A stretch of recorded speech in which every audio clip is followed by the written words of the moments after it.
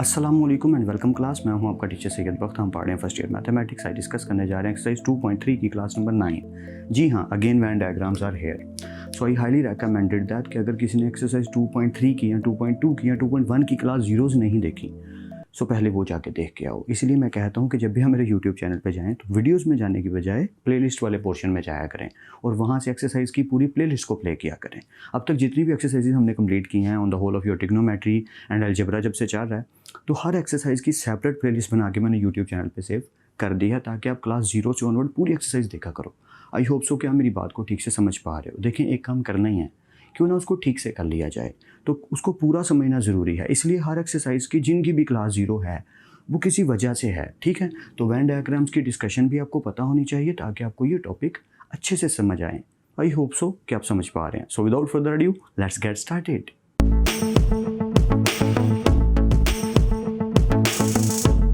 Welcome back guys. Start करते हैं question को स्टेटमेंट की हेल्प से यूजिंग वैन डायग्राम्स। तो ये चीज़ तो क्लियर है कि हम यहाँ पे क्या बनाने वाले हैं, वैन डायग्राम्स बनाने वाले हैं। Verify the following results. हमें कुछ रिजल्ट्स दिए गए हैं यानी प्रूफ्स दिए गए हैं, हमने उनको वेरीफाई करना है with the help of Venn diagrams, जो काम हम पहले भी बहुत दफ़ा कर चुके हैं और आज भी करने लगे हैं। It's quite easy simple method. या लेट्स कंटिन्यू। फर्स्ट पार्ट क्या गिवन है, A intersection B complement is equal to A. फिर से क्या, देखिए, ए इंटरसेक्शन बी का कॉम्प्लीमेंट, जी हाँ, पहले बी का कॉम्प्लीमेंट आएगा, फिर उसका ए से जब इंटरसेक्शन लेंगे तो इज इक्वल टू ए आता है कि नहीं, ये प्रूव करना है with the help of Venn diagrams. Condition है if and only if A intersection B is equal to empty set. इस चीज़ का क्या मतलब है, I hope so you get it. काफ़ी स्टूडेंट समझ गए होंगे कि अगर हम ए और बी दो सेट्स हैं, उनका इंटरसेक्शन ले और एम्प्टी सेट आए, तो इसका ये मतलब है कि वो दोनों सेट्स आपस में ओवरलैपिंग नहीं कर रहे, दे आर डिसजॉइंट सेट्स। और डिसजॉइंट सेट की डेफिनेशन हम डिस्कस कर चुके हैं, इसीलिए क्लास 0 का बार बार कहता रहता हूँ। या कि अगर ए सेट का कोई भी एलिमेंट बी सेट में मौजूद नहीं है तो अगर मैं उनका इंटरसेक्शन लूँ तो क्या आएगा, empty. For example, A set में वैल्यूज़ हैं 1 2 3 और बी सेट में वैल्यूज़ हैं 4 5 6, ठीक है। तो कोई भी एलिमेंट कॉमन ना हुआ तो जब हम उनका इंटरसेक्शन लेंगे तो क्या आएगा, एम्प्टी आएगा, क्योंकि इंटरसेक्शन का मतलब है जो चीज़ कॉमन हो। I hope you get it, क्योंकि ये बहुत दफ़ा डिस्कस हो चुकी है बात, ठीक है। हम जंप करते हैं अपने क्वेश्चन पे। हम लेफ्ट हैंड साइड को टेक किया करेंगे एज यूजुअल और राइट हैंड साइड के इक्वल प्रूव कर दिया करेंगे। This time we are having the left hand side is A intersection B का कॉम्प्लीमेंट। तो स्टेप बाय स्टेप करते हैं, वैसे तो डायरेक्ट किया जा सकता है बट स्टेप बाय स्टेप करते हैं। सबसे पहले हमें ए को शो करना है, ओके। तो ए हमारा कैसे शो होगा कि हम यूनिवर्सल सेट बनाएंगे जिसमें ए और बी दोनों मौजूद हैं, ठीक है, और सिर्फ ए को हम कलर कर देंगे यानी फिल कर देंगे। तो यह प्यारा सा फिल कीजिएगा, मेरी तरह गंदा सा भद्दा सा फिल ना कीजिएगा। या सो आपकी ड्राइंग अच्छी होगी, आई होप सो। अगर किसी की थोड़ी सी भी मेरी तरह बुरी है तो वो प्रैक्टिस ज़्यादा करे ताकि एक काम करना है तो उसको बेटर किया जाए। ओके, ये हमने ए को जस्ट शो किया कि यहाँ पे सिर्फ ए शो हो रहा है। ओके, अब हम किसे शो करने वाले हैं, बी कॉम्प्लीमेंट हमें चाहिए। ऑलराइट, सो यहाँ हमारे पास आ गए बी भाई साहब, B complement. Oh my god, okay. So B complement को शो करना है, इसका मतलब ये हुआ कि u में से b को माइनस करना है। बात को ठीक से समझिएगा, ठीक है। u का मतलब है ये पूरा डिब्बा, पूरा box on the whole of the area. या सिर्फ b को माइनस करना है, ऐसे ही है ना, यानी कि u माइनस बी। इस जानिब से लिखना थोड़ा टफ होता है, ओके। तो u में से b को अगर माइनस करें तो क्या होगा कि u वाला पूरा पोर्शन इंक्लूडिंग a आल्सो, सारा कुछ फिल हो जाएगा, सिर्फ बी फिल नहीं होगा। आई होप सो कि आपको बात को कैरी कर पा रहे हैं, आप बात को पूरी तरह से ठीक से समझ पा रहे हैं कि सिर्फ पूरा एरिया कलर हो रहा है, समझो। सिर्फ बी वाला जो पोर्शन है उसको हम निगलेक्ट कर रहे हैं, उसको हम सब्ट्रैक्ट कर रहे हैं, ठीक है। सो यू वाला पूरा एरिया कलर हो गया बी वाले हिस्से को छोड़ के। अब ये आ गया बी का कॉम्प्लीमेंट और ये आ गया ए। मैं इस साइड पर आ जाता हूँ ताकि ठीक से लिख सकूँ। ये आगे ए भाई साहब, ये आगे बी के कॉम्प्लीमेंट भाई साहब, और इनके बीच में क्या लेना है, intersection. Now this is interesting. Video को एक सेकंड के लिए पॉज ज़रूर करो और सोचो कि यहाँ पे क्या फील होगा, कैसे फील होगा, क्योंकि सिंपल सी बात, आई होप सो कि आपने ज़रूर पॉज किया हो, ज़रा ट्राई ज़रूर करना। ओके ओके, ए में हमने क्या देखा कि सिर्फ ये वाला एरिया फिल है और बी कॉम्प्लीमेंट में क्या देखा, सारा हिस्सा फिल है सिवाय बी के, ठीक है। तो अगर इन दोनों में इंटरसेक्शन लिया जाए, intersection means the common element, तो इन दोनों में कॉमन क्या है, यू कैन वॉच इट। या सिर्फ ए वाला एरिया, ए वाला टोटल एरिया जो है वो दोनों में कॉमन है, तो भैया ए वाला एरिया क्या होगा, फिल हो जाएगा, दैट्स इट। ये तो ऐसे ही लग रहा है जैसे कोई एग होता है या बट ये सर्कल बनाए हैं यार, सॉरी फॉर दैट, मेरी ड्राइंग बहुत बुरी है, वो आप पहले ही जानते हो काफ़ी students, so sorry for that, but that's it, बस इतना ही करना था। क्या हमने ए में देखा तो सिर्फ ए वाला एरिया फिल था, उसके बाद हमने क्या किया, हमने बी का कॉम्प्लीमेंट फाइंड किया, तो बी के कॉम्प्लीमेंट में यू टोटल एरिया कलर्ड है बी को छोड़ के, ठीक है। फिर हमने इन दोनों के बीच में जब इंटरसेक्शन लिया तो देखा कॉमन क्या है, तो भैया ए इधर भी कलर्ड है इधर भी कलर्ड है, तो ए कलर्ड होगा, फिल होगा। I hope so you will get it, या okay. Let's get back to the part number 2।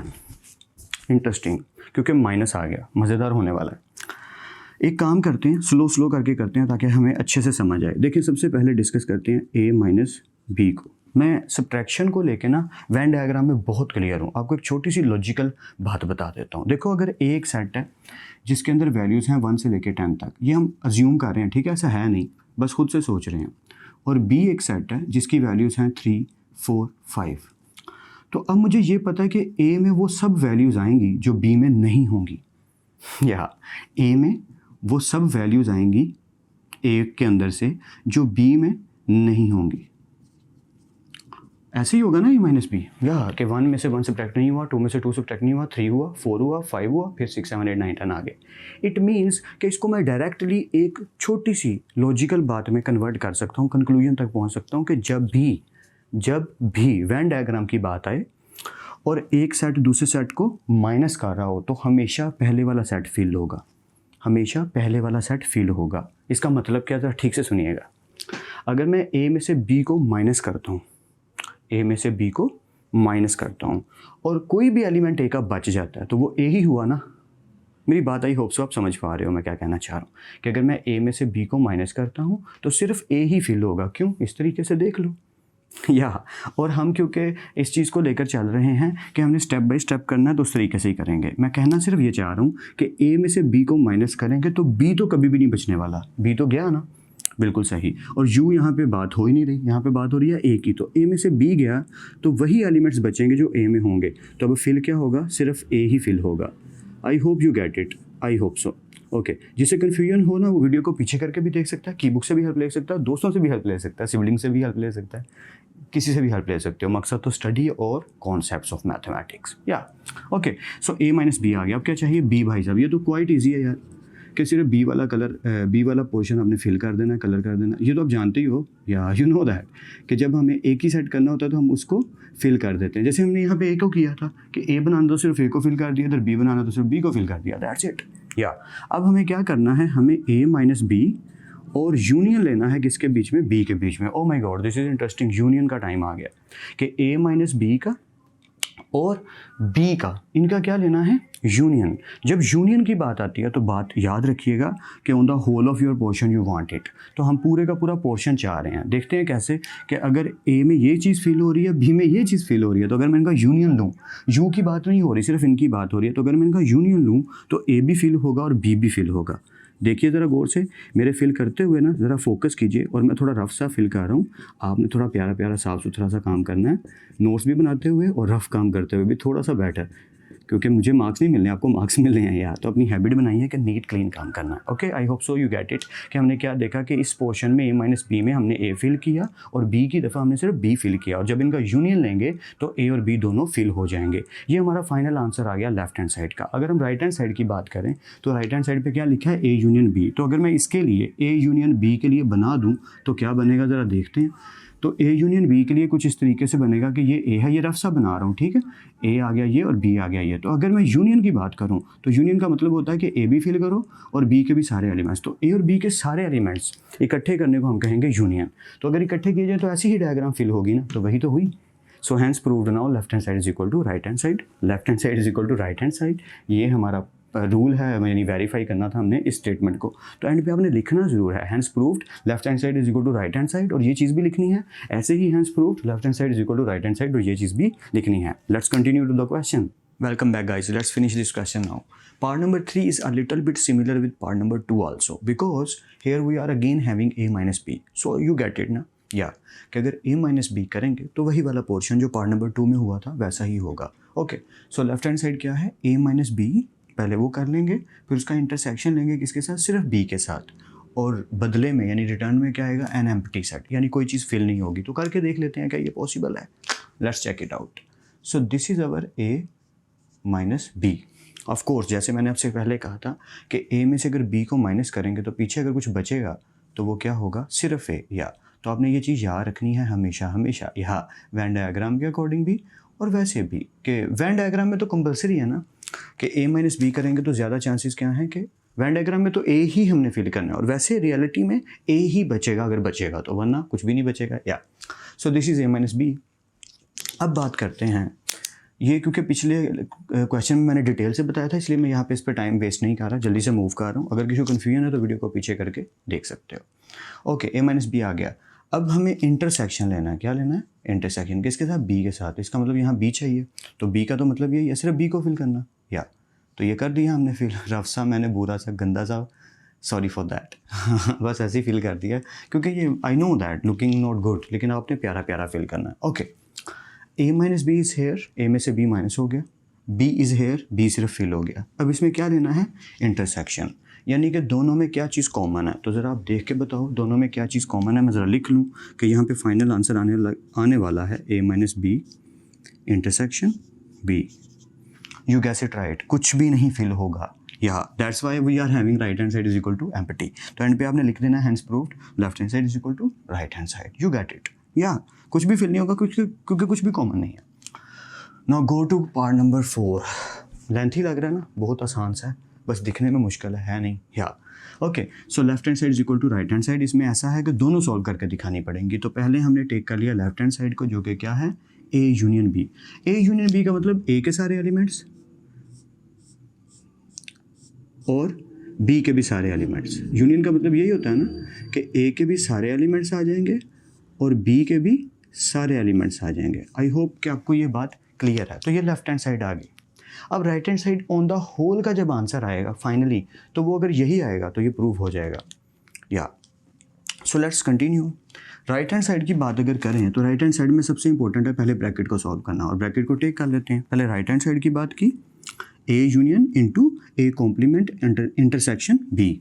ये लेफ्ट हैंड साइड की बात यहाँ पे ख़त्म हो गई, ये लेफ्ट हैंड साइड हो चुकी, ठीक है, यहाँ तक ये लेफ्ट हैंड साइड हुई है, इसकी बात हम नहीं कर रहे, हम सिर्फ राइट हैंड साइड की बात करने लगे हैं। शुरू करते हैं। सबसे पहले हमें ए कॉम्प्लीमेंट फाइंड करना है, यू में से ए को माइनस करना। A complement means U minus A. तो यू पूरे का पूरा कलर होगा, किसको स्किप करेंगे हम, किसको छोड़ेंगे? सिर्फ और सिर्फ ए को छोड़ेंगे। जी हाँ, यू गैस इट राइट। हम ए का फिल नहीं करेंगे, जैसे हमने बी को माइनस किया था बिल्कुल वैसे ही कि हमने बी तो कलर होगा, ए कलर नहीं होगा यहाँ पे, या वो मैं उसे भी स्किप कर रहा था, वो नहीं करना। सिर्फ हमने ए को कलर नहीं किया और बाकी पूरा एरिया कलर कर दिया, ये हो गया यू माइनस ए, यानी कि ए कॉम्प्लीमेंट। ये चीज़ आ गई। अब क्या चाहिए? बी चाहिए। तो बी तो सिंपल है कि सिर्फ बी को कलर करेंगे, तो कर देते हैं। ये बी को हमने फिल कर दिया, कलर कर दिया। या दैट्स इट। अब इन दोनों के बीच में क्या लेना है? Intersection. Intersection means the common elements, the same elements. तो हमने क्या देखा, इन दोनों फिलिंग में ये भी फिल हुआ, ये भी फिल हुआ, इनमें कॉमन क्या है? तो अगर आप गौर करो तो जो बी भाई साहब हैं वो दोनों में फिल है, तो यहाँ पे बी ही फिल होगा। ठीक है, आई होप आप मेरी बात को ठीक से समझ पा रहे हो। ठीक, मैं रिपीट कर देता हूँ। बात यह है कि हमने पहले ए कॉम्प्लीमेंट निकाला। ए कॉम्प्लीमेंट का मतलब था यू में से ए को माइनस करना, यानी ए नहीं फिल होगा, बाकी पूरा एरिया फिल होगा, ये हो गया ए कॉम्प्लीमेंट। ठीक है, इंटरसेक्शन का सिंबल आया, बी चाहिए, बी का मतलब सिर्फ बी फिल करेंगे।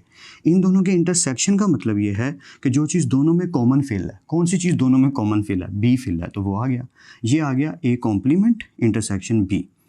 ओके, अब ए कॉम्प्लीमेंट इंटरसेक्शन बी, ये जो आंसर आया ये हमने लिखना है, और इसका यूनियन किसके साथ लेना है? ए के साथ। तो हमारी राइट हैंड साइड कंप्लीट हो जाएगी। ऐसे है ना, अभी तो सिर्फ ये वाला हिस्सा फिल हुआ ना, इसका ही आंसर आया ना, ये देखो यहाँ। तो ये जो आंसर आया ये मैंने ये लिख दिया, और ये जो यूनियन ए है, यूनियन ए, वो ये आ गया, और यू आपका ये आ गया। आई होप यहाँ तक क्लियर है। ठीक है, राइट हैंड साइड को सॉल्व करते हैं। इसकी बात तो बड़ी सिंपल सी है, ए है तो सिर्फ ए फिल होगा, इसमें तो कोई मतलब कंक्लूजन में या डिटेल में जाने की ज़रूरत ही नहीं पड़ती ना, जब सिर्फ एक एलिमेंट मिल जाए या एक सेट का नाम मिल जाए। ओके, अब ये ए फिल कर लिया।